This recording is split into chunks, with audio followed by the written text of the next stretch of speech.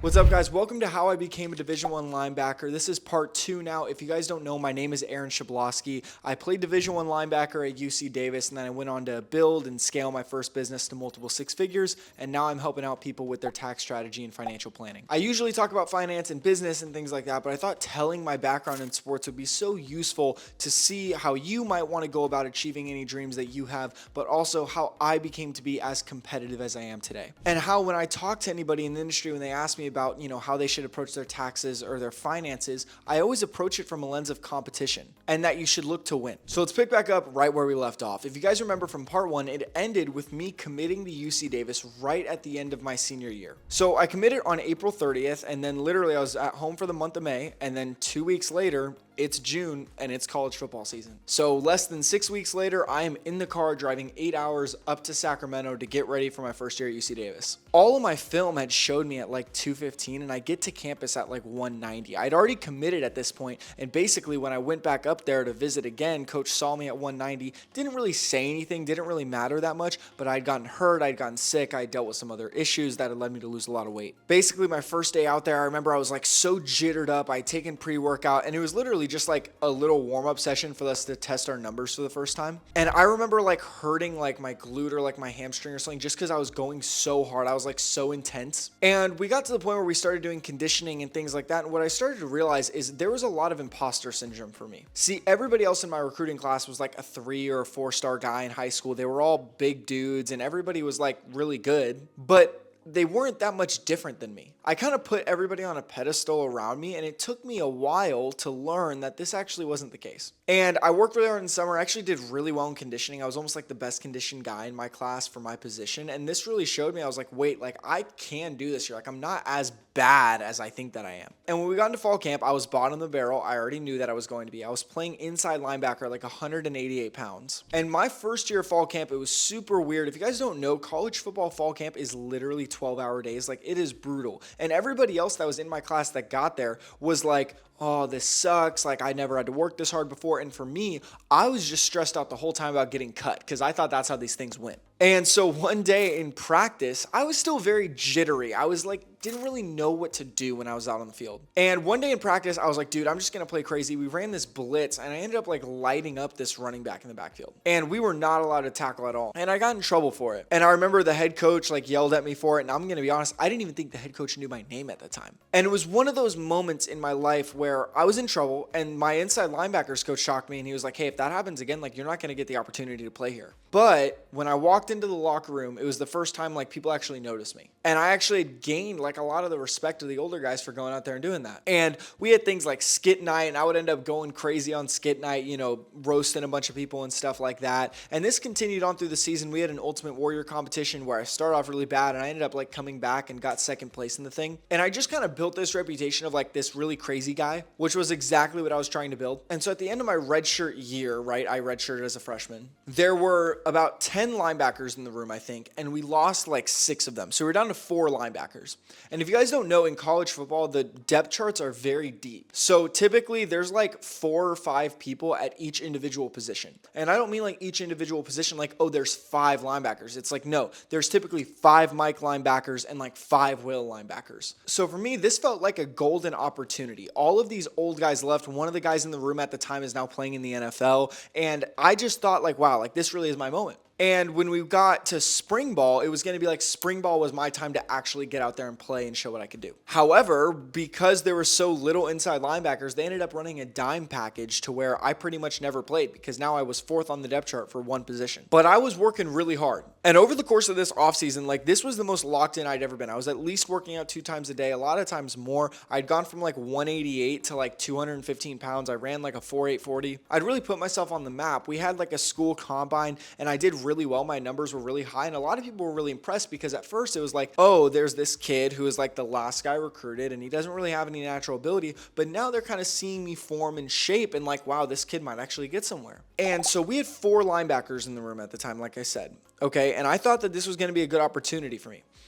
until they brought in another 7 guys. And now there was 11 guys in the room, more than there even was before. And specifically, there was 5 at my position. And I'd made it clear because now we had a new linebackers coach. That coach who had recruited me before had left. And I had this new linebackers coach, and I told him, like, I was like, hey, my goal is to be the backup Will. I wanted to be the number 2 linebacker. I knew that the starter was really good, so I probably wasn't going to get there, but I wanted to get in the rotation. I knew that the top 2 guys travel, the top 2 guys will get in. And when I told him that, he was like, yeah, man, like, I see you as being a special teams guy, like, it's definitely possible. Basically telling me, like, they didn't see that role for me. And I had known this, but I acted as if I didn't know this. And I just went about every day like I was climbing the ladder, like I was that guy. And so when summer came around and all these new recruits came in, I was really pissed off because they had put a freshman in front of me. And I remember going to my coach and like crashing out and being like, hey, do I need to transfer? Because it's clear that I'm not getting the opportunity that I am here for. I have been here for the past year. I've actually shown that I can play through practice and stuff like that. I've been working this whole offseason. And this guy who just got here 3 days ago, you're walking him right in front of me. And I was pissed. I was genuinely thinking about transferring in that moment, which was crazy to think about at the time. And so we had this really long and tough position battle, basically with me and this freshman and this other guy who had transferred in. There was just a whole bunch of us that were all competing. And it was the most like stressful time in my life. Pretty much every single day that I got into my car after like a fall camp practice, I was just like freaking out. I was so worried if I was going to lose everything that I worked for. There was no like chillness in me. I was just on edge the whole time. But I was so locked in that I actually ended up earning the spot. And so when I earned that number 2 spot, I'd gotten on a couple like special teams as well where I was starting on. This was like the big win for me. And now I knew that there was nothing really on my back though, because what would happen is throughout this entire fall camp, I would have a couple good practices and then they would lessen my reps. Basically like, hey, he's doing well, but we want to make sure that everybody gets a chance to beat him because we don't really trust this guy. And that's just the nature of my life that I was living because I was the last guy picked. And so we had roll call about 2 weeks before gameplay when we were going to play Cal Berkeley. And in the roll meeting, they're like, hey, you are the number 2. Like, we think that you can play here. Like, you're going to start on special teams. Like, we are so proud of what you're doing. Like, we think you can be great. And I was so excited. I remember calling my dad, like, basically crying. I was like, man, like really nobody thought that I could do this. Like I'm legitimately going to get the chance to play. And it was the first time I felt like I could at least like breathe and relax a little bit because I was going to go into practice and like not have to just constantly worry about the guy behind me. And so we went out to the next practice. And at that practice, I got told that I was going to be splitting reps with one of the other linebackers that was playing Mike that moved over to Will. And to be honest, this was like the most depressing thing for me. I was like, dude, I worked so hard to get that spot. And the second that I get that spot, you throw in another guy for me to compete with. And I loved that guy that I was competing against. It was just so frustrating for me because it felt like I could never catch a break. And this left me on edge. So I kept doing my thing and I was fighting, competing, everything like that. And I had gotten my chance to get into the rotation. And all of a sudden, it was about to be game day against Cal Berkeley. And so when we go to play Cal, I am like on fire. There's 50,000 people there, okay? It's on ESPN. I'm like telling all my friends and family, like, check me out, like, I'm going to play. And so I get out there, and I am like just taking it all in. This was like a big I made it moment for me, right? Just being able to walk onto the stadium, to dress, to understand, like, look at how far I'd come to the point where, like, I am literally on the field against a Power 5 school. It was unreal. And so that game, I actually did get in, and I ended up playing, I think, around like 10 snaps of punt block return. I did extremely average. I almost blocked a punt, but then the coach was just mad at me because he thought that I was going to hit the punter, which I was really frustrated with because I was like, dude, it's my first college football game ever. We're playing against Cal. Nobody thought I would make it this far. And sure, I'm a little bit jittery. What would you expect? And so I was starting on special teams, but I was the backup linebacker. So I didn't actually get to play any linebacker that game. But after that game, I played and it was like, it definitely, in my head, didn't feel like I had checked off a box, but looking back on it, that day checked off a box. I ended up going out to get dinner with my parents afterwards, and like, it was just a good night. Like, I remember that night, like, really clearly as like, man, like, I just need to smile. And looking back on it, it makes me kind of sad because in those moments, I don't think I smiled enough. And I don't think that I appreciated it enough. And I didn't realize at the time that this was the dream. And this is a great thing that I talk to people about now in business is it's like, hey, if you get to the point where you're making, 300 grand a year from your business and you're like, man, like, I just want to make it to the next level. Like, I can't break past this constraint. Like, look in the mirror and understand, like, you're doing well. And that confidence is what will push you to the next level instead of beating yourself up. And so for me, like, my parents were kind of telling me, like, hey, soak this all in. Like, you dreamed of playing Division I football just a year and a half ago. You didn't think at all this was possible, and now you're playing at a Power 5 school. We'll see how this kind of causes problems in the future. So it goes into the next game. We're playing some FCS school called Texas A&M Commerce at home. And I'd had one of my buddies up for this game. Like at this point, like I was in the rotation on linebacker, but I'd actually gotten moved out of my position on special teams. For whatever reason, the coach thought I was jittery or something like that. And yeah. Of course, the guy that I was going up against on special teams was actually that linebacker that originally played at UC Davis that is now in the NFL. Not to say that it was an unfair matchup. I didn't get crushed or anything, but it's like I wasn't exactly going to be making plays in that scenario. So all I had to focus on was linebacker for this week, okay? And I got really disappointed because it seemed like I wasn't going to play this game. And I was like, wait, so I just worked so hard to get onto the field, and then now I'm not even getting special teams reps. But I had to stay ready because linebacker was coming. And so right at the start of the third quarter, our starting linebacker gets hurt. And I'd heard that he was banged up, so it was kind of like, okay, like he's banged up, like you might go in, you might not. But a couple moments later, like coach was like, dude, like you're in, like don't warm up, like you're in. And I remember I was freaking out, man. There's probably 10, 12,000 people there, and I was playing linebacker, like meaningful snaps in a super close game. And this moment was unreal for me. Like I walked out on the field and I was just like, wow, like, this is like, I made it. And it was fine, okay? Like, I was playing very average. Like, I wasn't really making any impact, but I got to the point where I started having fun out there, like, midway through. And I made a couple mistakes, but what I noticed is I was just kind of out of it. I was like, I knew what was going on with every play call, but in terms of, like, being able to execute, like, I just was, like, very average. What would you expect my first time ever playing linebacker in a game? And so it gets to the fourth quarter, and we have this really important drive, and I had just started making, like, one or two, like, little mistakes. Basically, like I might not have been covering the right guy at the right time, or like my placement of my feet wasn't exactly correct. And so it was fine. It was whatever. But then we get towards like the end of this drive and they throw a swing pass to this running back. And I square the guy up. I go to make the tackle and I just kind of hit him and like kind of fall off a little bit. And I kind of missed the tackle. And it was like really frustrating. And so I got up, next play, I finished out the drive. And then I'd been told after that I was getting pulled. And that was really unsettling because I felt like I couldn't take my win. And this is a common thing that happens in life is like in theory, like I had just played 2 quarters of Division I linebacker. Like I'd gone out there and actually done it, like in the fire competing on a real stage, but it didn't go exactly the way that I wanted to. And I got pulled. After that night, it was super cool going out to dinner with my parents and everything like that. And it was really exciting. And my parents and my friend, they just wanted me to be happy. They were like, dude, like, this is so awesome. Like, you're actually playing. Like, seeing you go from high school to now you're playing here, that's so cool. But, like, in the back of my head, I'd kind of known. Like, there was 11 linebackers in the room. If you make one mistake, it's the next guy up. And so at that point, I had gotten moved from 2 on the depth chart down to like 5. And I'd basically gone from there to like being back on scout team. And my special teams jobs were pretty much nothing. And for a few weeks after that, it was just like hell. I mean, I was just fighting. I was optimistic, but I was just trying to get back in. And at this point, I'd started to get a little bit more banged up just from practice and stuff like that. In season, you're not training as much. I started to get a little bit lighter, struggling. And so then we come up to our game against Cal Poly, and I get the opportunity that game to play on kickoff. And I get to play the whole game on kickoff. It was a ton of fun. But of course, that week earlier in practice, I had like a tight end bang his like helmet against my knee. And so my knee was super swollen and it hurt like hell. I just couldn't run on it. And so in practice, I would run like crazy on kickoff. I would run my butt off. I was so fast on that unit. But when we got into the game, my knee was so destroyed. I'd taken so much Advil and stuff like that. It hurt, and it especially hurt to break down. So I looked really slow on film. And I kind of got allegations of like, oh, like, are you not seeing this? Like, are you not, like, why aren't you turning here? Things like that. And I was like, I wasn't turning because it really hurt to slow down. But when you're playing college football, you're not able to say things like that. And so throughout the rest of the season, I'd gotten like a couple reps here on there on various special teams in different moments of the game.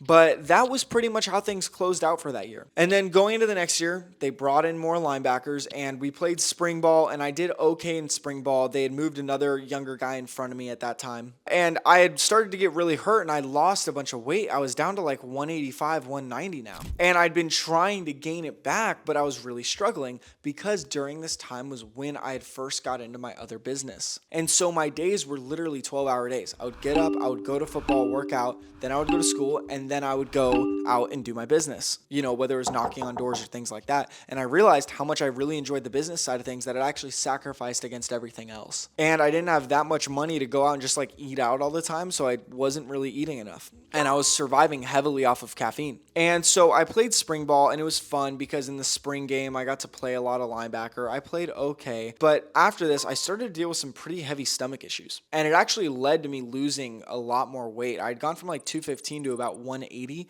and I was playing linebacker at like 185, and I was doing all the practice stuff, and they had moved people in front of me. I didn't really have a chance to get on other stuff. The new special teams coordinator came in, was not really a fan of me, and I was loving my business. And so I'm making great money doing my business, and I have almost no opportunity now in football. The writing is on the wall that for years to come, like all I'm ever going to be is a special teams guy. And I don't say that with like a limiting belief or a factor. It was just like that was kind of the situation that I was in. And it was going to take a complete restructuring of my body, another 2 years of work just to get back into the same position that I was as a freshman. And I'd popped out each of my shoulders at this point by about 20 times, and that's not even an exaggeration. And I'd strained both of my hip flexors at least 4 or 5 times a piece. And the really straw that kind of broke me is I got to the point where literally I almost couldn't eat anything. I would, before workouts, eat eggs, and I started throwing up the eggs that I was eating. I couldn't have pretty much anything else. I couldn't have any sort of caffeine. I couldn't have any red meat. I couldn't have any dairy. I couldn't eat any of this stuff. And so because of that, I was rapidly losing weight. And we had gotten this opportunity in my business to take on this licensing deal that was actually going to allow us to sell like $5,000 or $6,000 jobs a piece instead of like $300 window cleaning jobs. And so I'm driving home for July 4th weekend. We were in the middle of summer training right now for football, and I was really struggling. I was struggling mentally on doing all this work for football, knowing how much I'd been hurt. And then I'd been struggling so hard with just like, I want to do the business full time, but I don't have time to. In college football, playing D1 linebacker, your morning is you have meetings, workouts, then a player run practice, and then they're going to want you to come back for another meeting in the afternoon. And that's just not sustainable to run a business from. And on top of that, I'd hurt my shoulders again, and just there wasn't a lot of opportunity. It felt like everything that could have gone wrong has. And for the last, 6 months, after the season that ended, I had really been just mentally struggling with all this. And knowing that I had goals past playing Division I football, I had to kind of wonder what was the next thing. It was like I had played Division I football, but what else do I have to prove? Is me being a starter going to achieve more of the goal than I had originally set out? When I had first dreamed of playing Division I football, the dream was to play Division I football, and I had been doing that for 2 or 3 years now. I had played in games. I never dreamed of being all conference, or I never dreamed of being able to go out there and be a starter. So I'm driving home for July 4th weekend, and I tell my parents all this, and I'm just ranting. I'm like, I'm struggling, like, guys, like, I'm going to do this season, but I just don't know, like, what I'm going to do after that. Like, all of this stuff is going against me, and I want to go out and start my business. And my dad basically talked to me. He's like, all right, man, like, you know what you need to do? Like, call up your coach and like, call it off. And I was like, wait, what are you talking about? Like, he's like, because I hadn't even thought about the idea of me being done with football. It was so like, I was so attached to football, this dream that I had had for years, that it just felt crazy for me to walk away from it. But I had to realize that it was what's best for me. And I had achieved what I had set out to do. I had gotten everything out of it that I was going to get out of it. Sticking around and doing it for another 3 whole years and getting done with college football when I was 24 years old would have just been dragging on something that didn't need to be dragged on. So I had spent that whole weekend praying and talking with my girlfriend and just thinking about it nonstop. And I remember talking to one of my other friends, and he was like, dude, it kind of seems like you've made up your mind. And I remember talking to him. I'd known that friend forever, and I was just thinking like, man, like, maybe I have. So I was driving back up to school. Basically, I had to go grab all my stuff and, go run the business that I was running. And I was supposed to start practice again the next day. And I called my coach, and I was like, Coach, I'm really dealing with these health problems. Like, I think I need to be done. And he was so surprised. Just knowing that I'd been doing what I was doing. I was such like a gritty, hardworking guy that just the idea of me quitting was so crazy. He was like, man, like, are you sure you want to do this? Like, all that stuff. And for me, it was like, yeah, like, I was an average player, but I knew that I contributed to that locker room, and I know that I really, had a place there. I had a home there. Davis was really good to me. But it was time to move on. And so I drove up to Davis. I got into Davis at around midnight. And at midnight, I went into the locker room because I had like access and stuff, and I cleared out everything, and I I put it in my car and I drove home. And honestly, it was really freeing. I remember kind of crying a little bit, like walking around the locker room for the last time and just thinking like, man, like there's no shame in this. Like I made it. And whatever anybody else says, like I am a part of the 1%. Like I actually went to college and played Division I football. And I think that this is the so interesting part about my story. I was never an all-conference guy. I was never a starter, okay? I never got paid a bunch of money to do this. I really didn't get paid at all. But I played Division I football. I set out on a goal when I was 15 years old that I would do anything it takes to play Division I football. And I did. And it was some of the best times of my life. Some of the best relationships I built were from that time. But part of achieving a goal and chasing a dream is recognizing when it's time to move on to the next thing. And you also have to recognize when have you gotten out of something everything that you were meant to get out of it. A really similar situation happened when I ran my business for the next 6 months after I'd stopped playing football. I had it built to make a lot of money. It was my first experience running a business like this, but I recognized a similar group of problems in the business. I really didn't like having business partners, which were long-term things that I couldn't get rid of. I didn't like the operational complexity of the business. I didn't like managing inventory and dealing with homeowners. It wasn't my passion to clean windows and put lights on houses. And more importantly than it not being my passion, it just wasn't inherently what I was good at. I was much more interested in finance and investing in taxes and such. And so I made the decision to walk away from that. And I'd sold my business and it was the same thing. I could have done that for longer, but the goal was for me to build a business that I would make good money from and add that to the resume. And when I had achieved that, I'd recognize that my time here is done. So let's move on to the next thing. And now I'm 20 years old. Okay, and I'm building my finance and investing firm, my tax strategy firm, and I'm able to approach social media content and graduate college early and do all of these other things that just wouldn't have been possible if I was playing Division I football. And I'd gotten to the point where a lot of my friends in Division I football had already been leaving, so they were kind of gone, and so I didn't really have as many friends on the team, and I was just there, and I'm able to do all of the things that I want while still having that goal achieved. And getting all of my time back has been the biggest blessing. So if you guys got anything out of this, please go out there and achieve your goal. It's funny for me, you guys might see Division I football player and you're not thinking that I only played a couple snaps, but I play Division I football and I get to have that with me forever. So some people might hate, some people might say that I sucked or that my stats weren't good or anything, but I did it and I achieved that goal. And I hope that you can take the confidence in whatever you're trying to achieve and go at it with that same attitude. If you guys found this content interesting, make sure to subscribe. It really helps me out. I'm not selling any courses on here. I just provide value in all of the knowledge that I've gained through all the different things that I've done. Graduating school early in 3 years, playing Division I football, getting hated on, starting a business so young, managing hundreds of thousands of dollars and getting all my finance licenses and all my tax credentials. These are all of the things that I work on and I'm here to share them with you. Thanks guys. I'll see you in the next video.